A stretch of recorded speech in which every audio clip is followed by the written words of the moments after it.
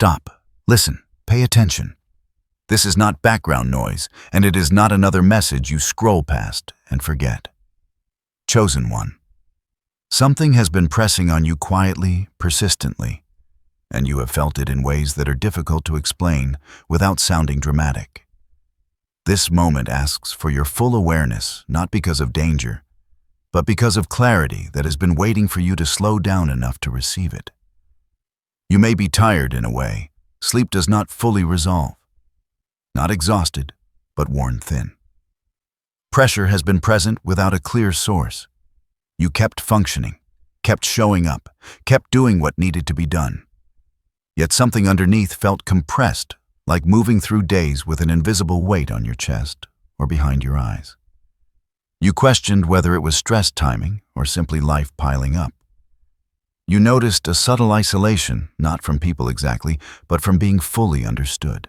Conversations happened, responsibilities were met, but the core of what you were carrying stayed unspoken. This message is not here to alarm you.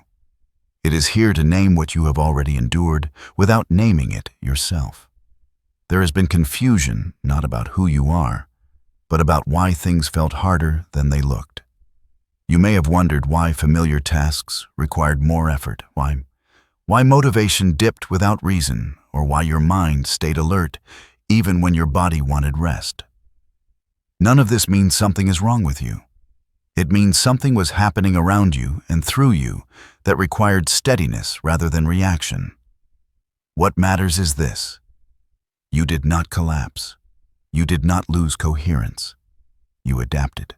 You stayed functional. You remained present in your life even while carrying pressure you never asked for and never announced.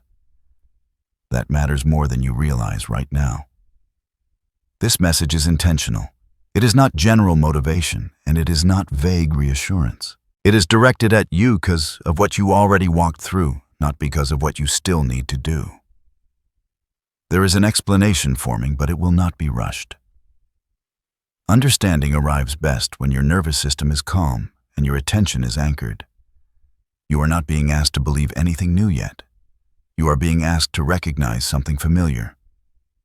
Stay here. Stay steady. What follows will make sense of the tension without turning it into a story of fear or drama. It will give language to an experience you already survived, and it will do so without exaggeration. You are not late. You are not broken. You are right on time for understanding. Continue. This message is for you, and it is precise. There is no broad audience hidden behind these words. You are not overhearing something meant for someone else. What you experienced did not happen randomly, and it did not happen in a way that could have landed on just anyone. It involved you directly because of how you are structured internally, not because of a title, a role, or a belief you consciously chose. You are called the chosen one here, not as flattery and not as elevation. It is a functional description. It names someone whose internal stability remains intact under conditions that usually cause fragmentation. That is the distinction. Nothing mystical needs to be added to make this accurate. It is observable in how you move through strain without dramatizing it, how you absorb pressure without external collapse, and how you continue to operate even when conditions quietly intensify. What occurred did not require your permission or your awareness to engage you. That is important to understand. You did not have to recognize it in real time for it to test your internal structure. The fact that you remained steady without fully understanding why is part of the confirmation. Many people struggle loudly when pressure rises. You did not. You adjusted automatically. There is a difference between conscious struggle and unconscious stability. Conscious struggle looks like effort resistance and visible strain. Unconscious stability looks like quiet endurance, subtle fatigue, and an unexplained sense of carrying more than usual. You experienced the second. You were not fighting to stay upright. You simply stayed upright. That is not accidental. It points to an internal design that regulates itself under load. When systems like that are stressed, they do not shatter. They compress, redistribute, and continue functioning. You may have interpreted that compression as confusion or low energy, but it was not weakness. It was containment. This is why the message cannot be generalized. Someone else under the same conditions would have shown obvious signs of breakdown. They would have externalized the pressure through anxiety, conflict, or withdrawal. You did not. You stayed present. You may have felt quieter, more inward, more selective, but you did not disengage from your life. That response is not learned behavior alone. It is a baseline capacity. It operates whether you are aware of it or not. It is why what happened passed through you without destroying your sense of self. It is also why clarity is now possible. This message names you because what happened recognized you first. There is one symptom you recognized immediately, even if you never spoke it out loud. A persistent sense of pressure that did not translate cleanly into emotion. Not fear, not panic, not despair. Just a steady, low-grade tension that followed you through ordinary moments. You noticed it while doing simple things, while resting, while thinking. It was there without demanding attention, yet it never fully left. That symptom was not a problem to be fixed. It was a signal. You may have judged yourself for it, wondered why you could not simply relax, why calm felt incomplete, why your mind stayed slightly alert even when nothing appeared wrong. You may have told yourself you were overthinking or carrying stress poorly. That interpretation misses what was actually happening. Pressure without panic indicates capacity. It shows that your system was registering increased load and choosing regulation over reaction. When something exceeds the usual threshold, many people experience spikes of emotion, racing thoughts, or visible distress. You did not. Your system absorbed the pressure internally and kept you operational. That absorption created sensation, not dysfunction. This is why the symptom felt confusing. It did not match familiar categories. It was not anxiety because it lacked urgency. It was not sadness because it did not collapse your energy. It was not anger because it did not seek an outlet. It was simply pressure held. That matters. Your body and mind were responding to a transition state. When systems move from one level of demand to another, there is a recalibration period. During that period, sensation increases before understanding catches up. The signal arrives first. Interpretation follows later. You were in that gap.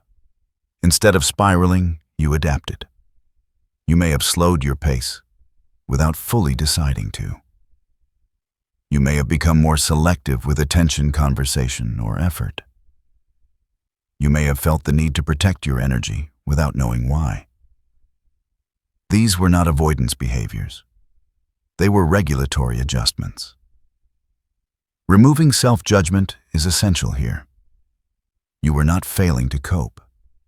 You were coping effectively in a situation that did not announce itself clearly. The signal did not ask for action. It asked for awareness. And you stayed aware enough to remain steady. This symptom also explains why reassurance from others may not have helped. When someone tells you everything is fine, but your system is responding to pressure that has not yet been named, reassurance feels incomplete. It does not settle the sensation. That does not mean you were ungrateful or resistant. It means your experience required understanding, not dismissal. The pressure was not a warning of collapse. It was evidence of engagement. Something was applying force, and your system was responding by holding, stabilizing, and maintaining coherence. That is not dramatic. It is precise. Now that the signal has been reframed, you can begin to recognize it for what it was. Not a flaw, not a weakness. A marker that something was in motion and that you were built to remain intact while it passed through you. This prepares you for the next layer of understanding. What you were responding to was not abstract. It was not imagined, and it was not simply internal mood fluctuation. There was pressure applied from outside your usual field of awareness, and it arrived in a way that was structured rather than chaotic. This is where clarity matters. The pressure did not announce itself loudly. It did not arrive as crisis or confrontation. It came as a sustained increase in demand on your internal regulation. Timing mattered. It was recent enough that you still feel its residue, yet distant enough that you can now observe it without being inside it. That timing is not accidental. It reflects a coordinated period where multiple small stressors aligned rather than one dramatic event. You may have noticed that things felt slightly heavier all at once. Responsibilities required more focus. Decisions took more energy. Rest did not immediately reset you. None of this pushed you into dysfunction, but it did narrow your margin. That narrowing is how invisible pressure operates. It does not seek collapse. It tests stability. What is significant is not the presence of pressure, but your response to it. You remained functional. You did not lose your ability to think clearly. You did not act out of character. You did not disengage from reality or retreat into fantasy. You stayed grounded in your daily life while carrying something that was not visible to others.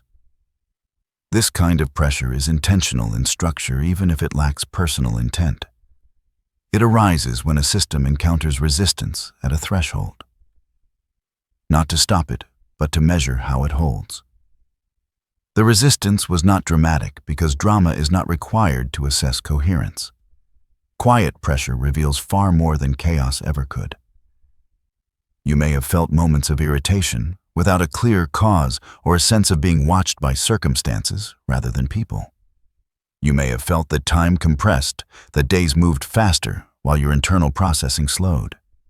These are not signs of threat. They are indicators of load testing. The most important detail is this: you did not fragment. Under sustained pressure, many people lose consistency. Their values shift, their reactions spike, their behavior becomes unpredictable. You remained internally aligned. Even when tired, you stayed yourself. That outcome matters more than the experience itself. The pressure has already passed its peak. What remains now is understanding. You are no longer inside the test. You are reviewing it. That is why this message can speak calmly and clearly. It is not interrupting an active confrontation. It is naming something that already occurred and confirming how you moved through it. You were not unaware because you were weak. You were unaware because you did not need heightened alertness to survive it. Your system absorbed the pressure and kept going. That is the reveal. From here, the structure of what you endured can be examined without urgency.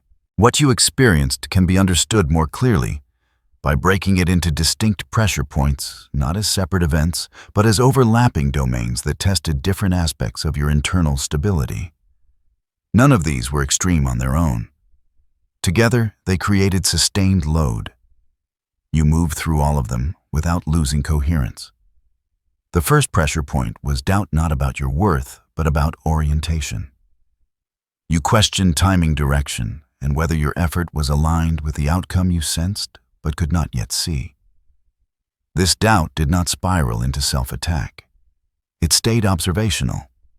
You noticed it, carried it, and continued acting responsibly anyway. That is regulation. Doubt became information rather than paralysis. The second pressure point was fear, subtle and non-dramatic. Not fear of catastrophe, but fear of miscalculation. You became aware that choices felt heavier, that mistakes might cost more than usual. Instead of freezing, you slowed. You double-checked yourself. You did not rush to eliminate the fear. You let it sharpen your attention without letting it hijack your behavior. That balance is uncommon. The third pressure point was energy drain. This was one of the most noticeable aspects. Your energy did not collapse, but it thinned. Tasks required more intention. Recovery took longer. You may have felt guilty for needing more rest or space, especially if nothing obvious justified it. Yet you did not abandon your responsibilities. You adjusted output without disconnecting from purpose. You conserved without quitting. The fourth pressure point was isolation. Not loneliness in the emotional sense, but the awareness that what you were carrying could not be easily shared. Conversations stayed surface level. Explanations felt inadequate. You chose not to offload the weight onto others because it would not have translated cleanly. That choice was not withdrawal. It was discernment. You protected both yourself and others from confusion. The fifth pressure point was delay. Progress did not stop, but it slowed. Outcomes took longer to clarify. Signals were muted. This can be destabilizing for people who rely on feedback to regulate confidence. You tolerated the delay without forcing resolution. You continued to act without immediate confirmation. That tolerance prevented reactive decisions that would have created more instability. Across all 5 domains, the common thread was internal regulation. You did not externalize pressure through conflict. You did not collapse into passivity. You did not escape into distraction. You stayed present even when presence felt heavier than usual. That presence is not passive. It is active containment. What matters here is not that you endured pressure. Many people endure pressure. What matters is how you endured it. You stayed internally organized. Your values remained accessible. Your behavior stayed proportional. You did not need constant reassurance to function. You did not need an enemy narrative to make sense of your experience. This level of stability does not come from willpower alone. Willpower exhausts quickly under sustained load. What carried you was structure, internal coherence, a nervous system that knows how to downregulate without shutting down, a mind that can hold uncertainty without demanding immediate answers. You may not have labeled any of this while it was happening. You simply lived it. That is part of the confirmation. People who rely on conscious effort announce their struggle constantly. People who rely on structure often notice the weight only after it lifts. The pressure points did not break you because they were not meant to. They revealed capacity. They showed how you respond when conditions tighten quietly rather than explosively. You did not need to win anything. You only needed to remain intact. That is what you did. Understanding this breakdown allows you to stop misinterpreting the experience as personal limitation. It was not about what you lacked. It was about what you already had and how it held under load. That recognition sets the stage for evaluation rather than confusion. When you are ready, you can look back without tension and see the pattern clearly. Now, you can review what occurred without the pressure itself distorting your perception. This is the phase of confirmation where understanding replaces interpretation and the need to assign blame or meaning fades. You are not searching for an explanation anymore. You are recognizing one. When you look back, you can see that nothing about this period was random.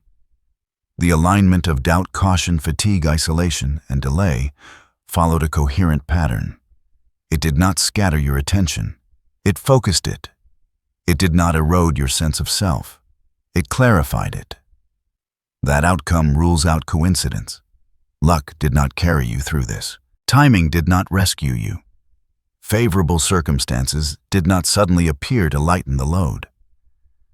What sustained you was internal resilience, not as a dramatic act, but as a continuous state. You did not have to rise to the occasion. You were already at the level required. This is an important distinction. When people survive something through effort alone, they often feel relief mixed with depletion. They collapse afterward. They need extended recovery. You may have felt tired, but you did not disintegrate. Your core remained intact. Your thinking stayed linear. Your emotional range stayed accessible. That tells you the experience operated within your capacity, even if it stretched you.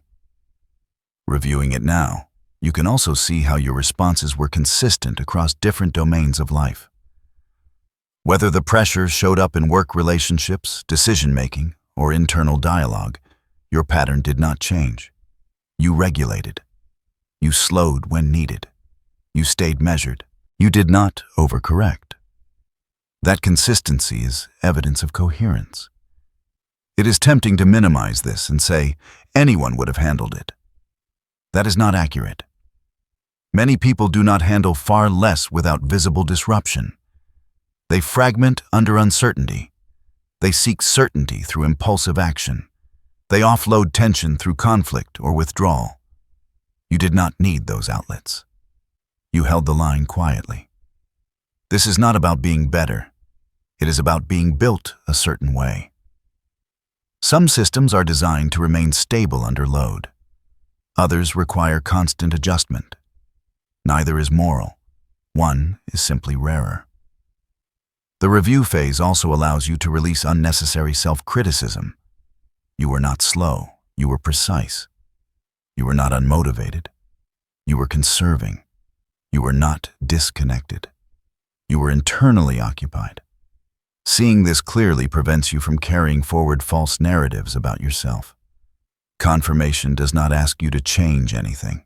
It asks you to acknowledge what is already true. You remained coherent under conditions that were intentionally compressive. You did not need to be told how to respond. You responded automatically in ways that preserved function. This understanding stabilizes the memory of the experience. It turns it from something you survived into something you can integrate. Once integrated, it no longer pulls on your attention. It becomes part of your baseline knowledge about yourself. You can move forward without bracing now. The pressure has done its work. What remains is clarity, not caution. When you place your response alongside common human reactions, the contrast becomes clear without needing to exaggerate it. Under similar conditions, most people experience visible disruption. Their focus fractures. Their emotions spike or flatten. Their behavior shifts in ways they later struggle to explain. This is not a criticism of them. It is a description of how most nervous systems respond to sustained ambiguous pressure. You did not respond that way. Where many would have externalized the strain, you contained it. Where others would have sought immediate relief through impulsive change, you tolerated ambiguity. Where many lose presence under far less demand, you stayed engaged with your responsibilities and relationships. You did not disappear. You did not overreact. You did not become someone else. This difference is not about superiority. It is about rarity of configuration. Most people are calibrated for reactivity. Their systems prioritize quick release of tension, even if that release creates secondary problems. Your system prioritized stability. It kept you functioning without demanding expression or resolution before it was appropriate. It is important to name this without turning it into identity inflation. You are not exempt from pressure. You feel it. You carry it. You register it. The difference is in how it moves through you. Pressure did not hijack your attention or distort your values. It did not narrow your sense of self. It simply asked more of your internal regulation. And that regulation responded. Many people collapse under far less because their sense of safety depends on external feedback. When clarity is delayed, they destabilize. When reassurance is absent, they assume threat. You did not. You continued to act without needing constant confirmation. That is uncommon. This does not mean you never struggle. It means your struggle stays internal and structured rather than external and chaotic. You process before you react. You absorb before you discharge. That pattern is not dramatic, but it is reliable. Rarity here does not mean isolation. It does not mean you are meant to stand apart from others. It means you operate differently under strain. Knowing this allows you to stop comparing your internal experience to external displays of difficulty. Your quiet does not indicate ease. It indicates capacity.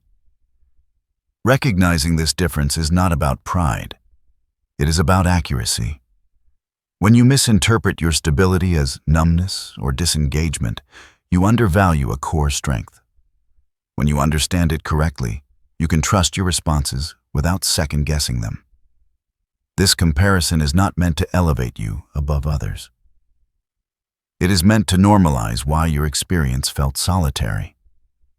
Few people around you would have recognized what you were doing because they have never had to do it themselves. Understanding this prepares you to hold your identity without distortion, neither minimizing nor exaggerating what is true about how you move through pressure.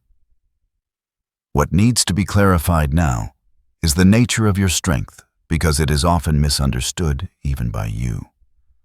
What carried you through was not something that suddenly activated under pressure. It was already present. It is baseline. It operates before conscious effort gets involved. This matters because many people believe strength appears only in response to challenge. They imagine a switch, flipping a reserve, unlocking a version of themselves rising to meet the moment. That was not your experience. You did not become someone else. You did not access a hidden mode. You remained who you already were. Your stability is not reactive. It is structural. That means your capacity to stay coherent under load was formed long before this period. Through repetition, adaptation, and internal ordering, your system learned how to stay organized when variables increase.